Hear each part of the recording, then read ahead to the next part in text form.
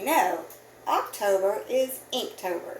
There's a lot of people out there that do a pen and ink drawing every day in the month of October for Inktober. And it's a lot of fun because you don't have to do anything real involved or real complicated. You know, it can be a real simple sketch or it can be something a little bit more involved. So today we're going to look at pen and ink techniques. I think that would be a fun thing for October, don't you? So, you're going to need for supplies paper, obviously, and you know, regular paper is going to work for just playing around and getting the feel of doing pen and ink. You probably want to get some paper that has a little smoother finish to it, like for instance a hot press, maybe Bristol board of some sort. That's a great surface to do pen and ink on, but that can come later. Then you're going to need a pen. Now if you're at home and you don't have supplies, you know, just a regular old ballpoint pen would be fine for this. But to get a real feel for pen and ink, you either need to play around with maybe a roller point pen. If you can get your hands on a roller point pen, it has a nice fluid flow to the ink that works really well with pen and ink. And if you're really fortunate, you might have access to the old tiny fashioned dip pen. I love these things to play with. They are just a lot of fun. But if you do that, you need to have some kind of a India ink. This is a free-flowing black ink, it says, made for dipping and for my calligraphy pen. But that's all I had at the house, so that's probably going to work just fine. So I'm going to show you mark making with this pen. And then we will probably finish the exercise out with a roller point pen because it'll go faster for me in terms of things drying and all that kind of thing, right? So, let's get started. I think the very first thing that you should do is just play around. You know, get the feel of the pen and just make some marks. Fill up a piece of paper full of marks and just goofing off, right? If you are lucky enough to have a dip pen, let's talk about that for a second. This tip pen, and I apologize that mine is old and well used, and I'm hoping that it will write because it's well used and old. That's the way things are. This dip pen has a nib. So this is the nib, and this is the handle.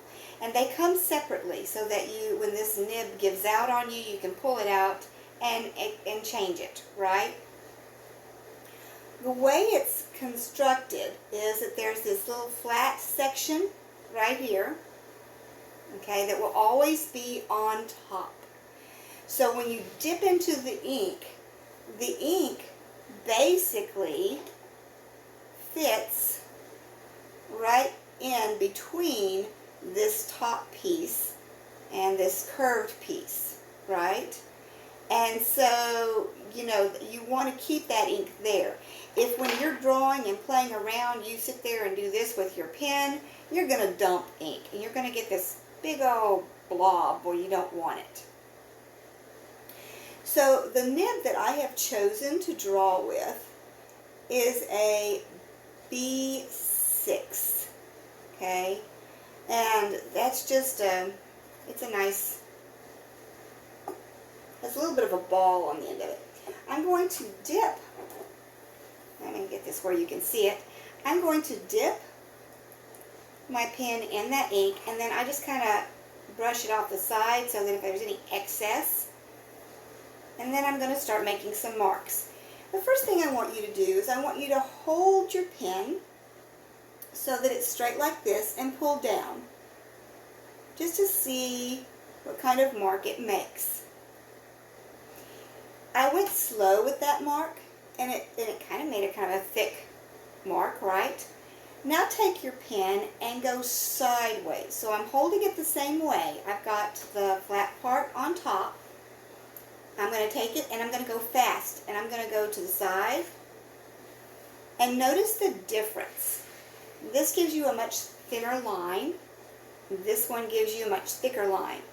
In pen and ink, what you really want is that thinner line that kind of flows, so that when we're doing cross-hatching marks, oops, I need more ink, so you'll have to dip quite frequently. When you're making cross-hatching marks, they kind of have a different look when you do it fast and to the side, as opposed to coming through and doing like this. More ink.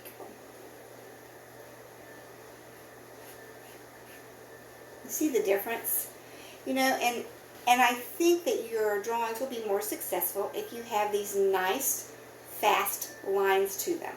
Alright? I'm going to switch pens at this point, because it's obviously going to go a lot faster for this demonstration for me to talk about how to build value with your pen and ink, as opposed to using this dip pen that I have to continually dip. Now, before I begin, the first thing I'm going to do is take my pen that I have all this ink in to the sink and rinse it out. Because if I let it dry, it's not going to work for me anymore. Alright? So, I'll be right back. Alright, so should you get dried ink in your pen and you want to clean it, ammonia is a solvent for the India ink. Alright? Now, there are glass cleaners out there that will have ammonia in them. So if you don't have any ammonia and you don't want to go out and buy some just to clean your pen with, try soaking it in a little bit of glass cleaner and see if that won't do it. Alright, so the first thing we're going to do for this exercise is we're going to build a value scale for some different techniques.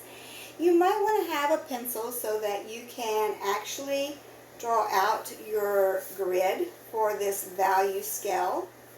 The little grid doesn't have to be very big. It's just for you to kind of get a feeling for the mark making process of each technique, right? And the very first one that we're going to talk about is line in one direction only. Now, I'm a firm believer in labeling things, because if you ever want to come back and refer to things, these are like your notes. So these are our pen and ink notes. So line in one direction. Okay. So I'm going to choose a roller point pen. And guys, I have several out here. There are all kinds of different brands. There are some fun things for us to test out. So I've got one here from Sharpie and one from Uniball, and then I have these fun brush pens, and they actually have different sizes. There are some micro pens out there that have different size points, and again, there's just an old-fashioned ballpoint pen. So, the difference in the marks. The ballpoint pen has kind of a dry look to it, almost gray. It doesn't have that really black look that a roller point pen is going to give you, as opposed to, let's say, you see the difference? One's a lot darker. Alright, so line in one direction only. What I tell students is that this first block, I always leave white, to remind you that you have to leave the paper white for your highlights when you're working. Otherwise, you're not going to get that high contrast that you desire in a drawing. So you choose the direction.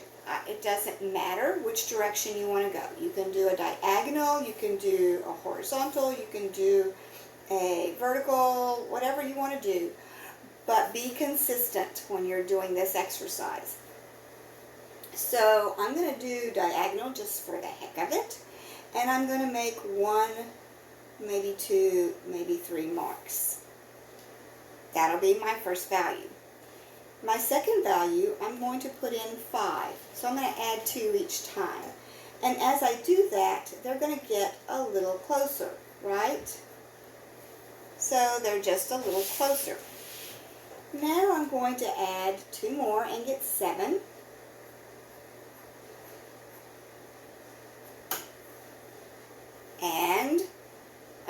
keep on going, and each time I do it, I'm getting a little closer.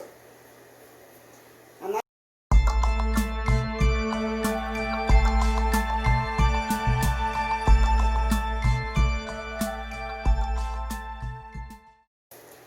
This is the one that most people will work with when they're working with pen and ink, and that is cross-hatching.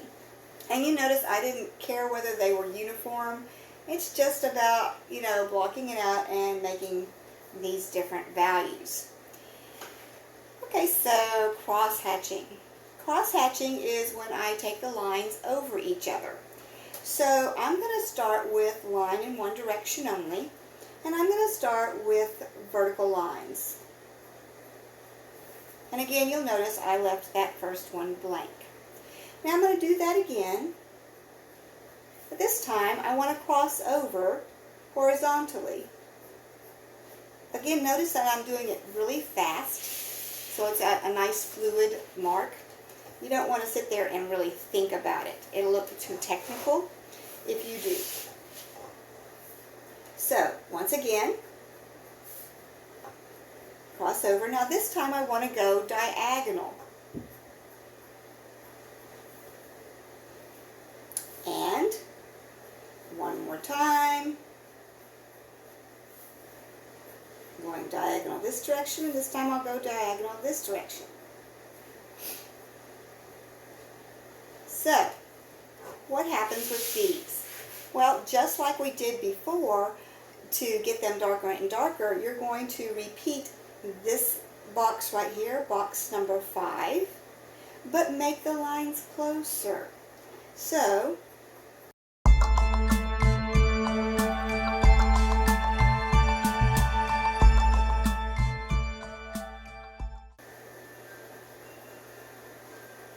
and I get that really dark look. Perfect.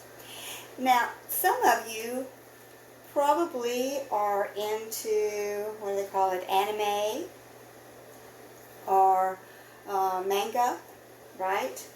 Well, anime, the artist came up with a really cool little way of building values called patchwork cross-hatching. So with that particular technique, what I'm going to do is I'm going to make small little boxes, and I'm going to go over here and do, let's say, 4 lines this way, like so, and then I'm going to change directions right next to that and let them overlap a little bit.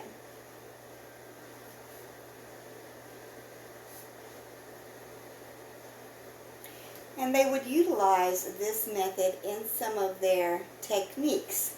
So that was kind of a cool way of taking this idea of cross-hatching a little bit further. So play around with that and see what you think. This one will be stippling. And if you want to put in parentheses dots, that's what it is, dots. I do not need to fill all of these squares with dots. I just want you to understand how you can build a value.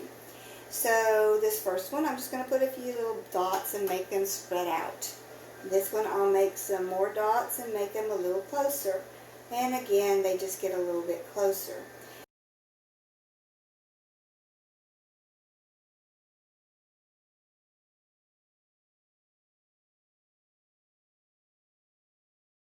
The next one I call scribbling. And guys, you can scribble any way you want. I have found that the method that I like best has kind of a motion that's similar to making a 5-point star, which is basically A, come back, right? And then come back up and go like this and go like that, right? But if you use that same motion, you get these kind of points in your scribbles that lend themselves really well to cross-hatching. So if I come back over here and do one mark, do a little more, and again I'm just gonna kind of scribble in here.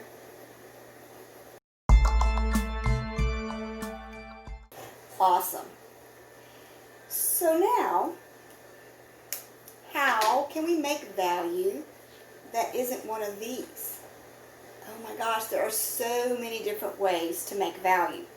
So let's talk about pattern.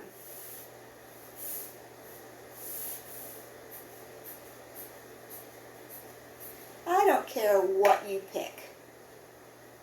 Pick a shape. Doesn't matter what the shape is. It can be a square. It can be a circle. It can be hearts. It can be paisleys. It doesn't matter. But anything you do, so I'm going to pick a circle. I'll put one circle in that block.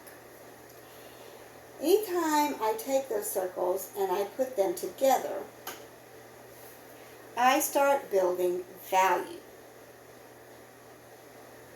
And I can get darker by controlling the size or even controlling how close they are together, right? So let's say I get a little smaller with this.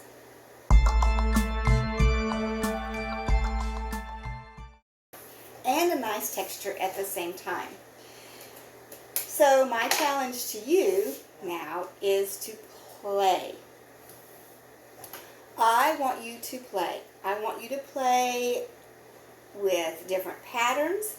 I want you to fill up the rest of this sheet of paper with just mark making. And try to get value changes as you are doing those mark making techniques, right? Next, we will talk about how to apply this in a drawing. I have with me today Howard the cat. Howard, say hello. Hello. Right? Okay, being silly. So, it is Inktober, and it is getting close to Halloween. So, he'll make a great subject matter. So let's talk about how you actually apply pen and ink to your drawings. Now, those of you that are seasoned pen and ink drawers, you're going to just dive in and start drawing, right? But those of us that might not be will need to sketch it out in pencil first. So I'm just going to do a portion of Mr. Howard the cat, just so that you can get an idea of how to handle the pen and ink. And of course I'm going to draw loose and fast to get started, like so.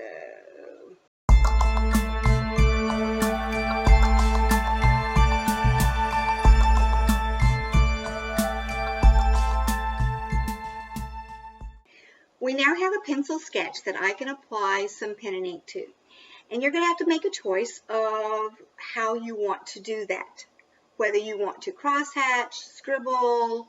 I'm more of a scribbler. I'm not very good at crosshatching. I will be quite honest with you. It's not my favorite thing. But I'm going to try it just because.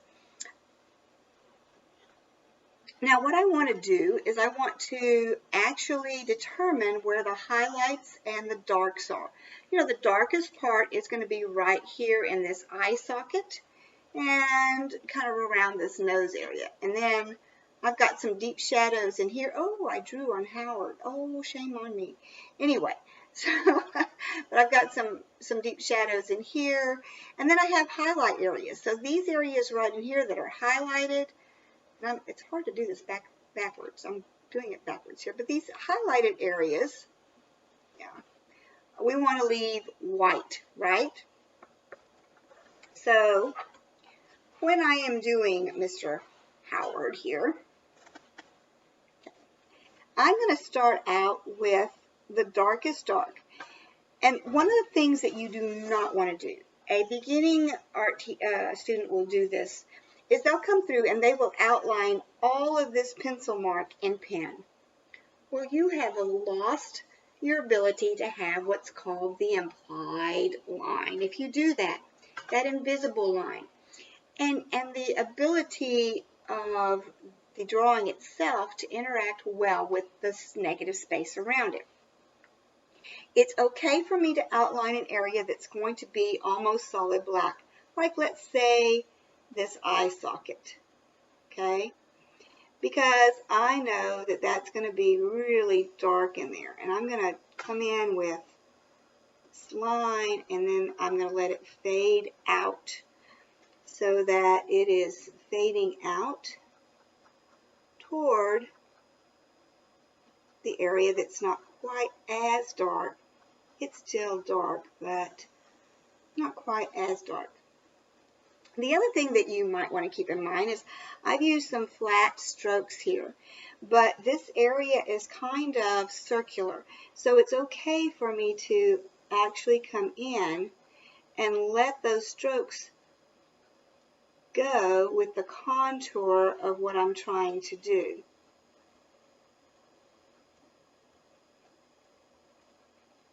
Because that will also help with the form of that object, right?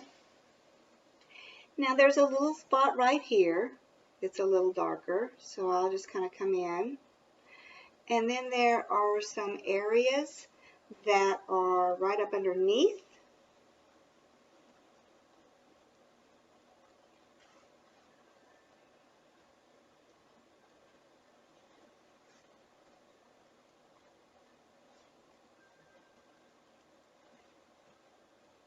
So, a little bit of shading back over here, and I want, now notice what's happening. I'm going to come around these teeth in one direction only, but I didn't outline them.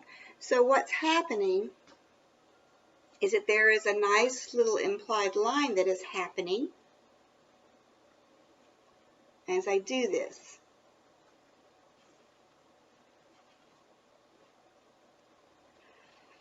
Now if I want these teeth back here to really show up, what I might do is consider blocking it in solid, because that's negative space back behind there, and it'll make that all show up a little bit better, right?